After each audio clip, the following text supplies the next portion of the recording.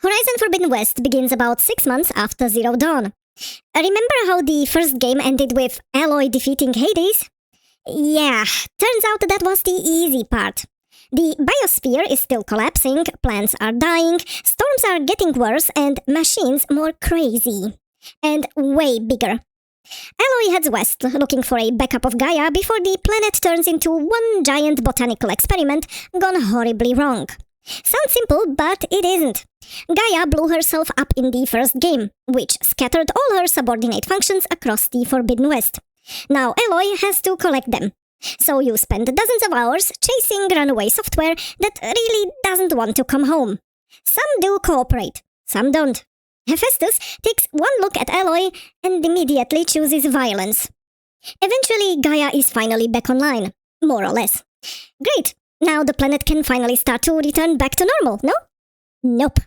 Because the Far Zeniths arrive. Remember that starship from Horizon Zero Dawn that supposedly exploded before it managed to leave the solar system? Well, it was full of rich people who escaped Earth before everything went sideways. And surprise, surprise, they survived. And became practically immortal. Mastered interstellar travel, built technology centuries ahead of everyone else, and after 1,000 years of progress, they still prove that money can't buy common sense. Because of their own mistake, their planet is gone, so they need Gaia. Only Elizabeth Sobeck's DNA can unlock the system.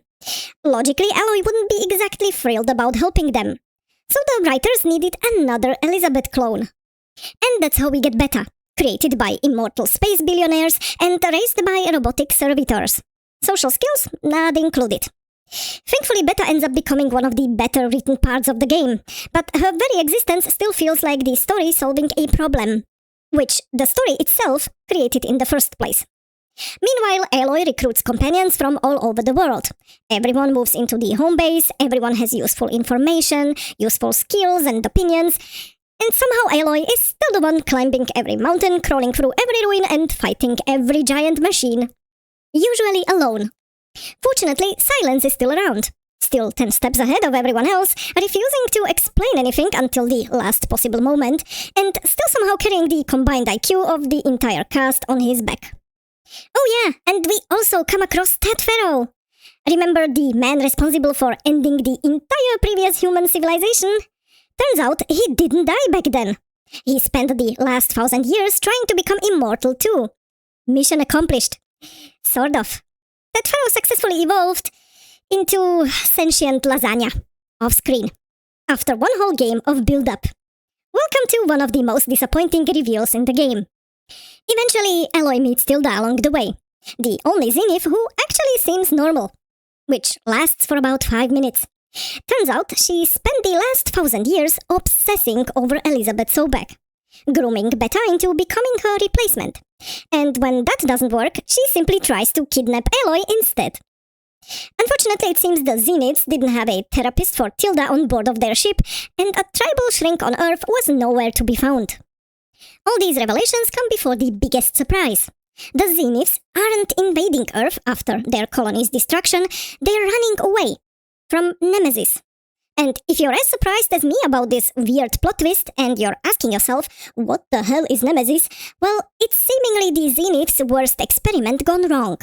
And also supposedly one of the most advanced AI ever created.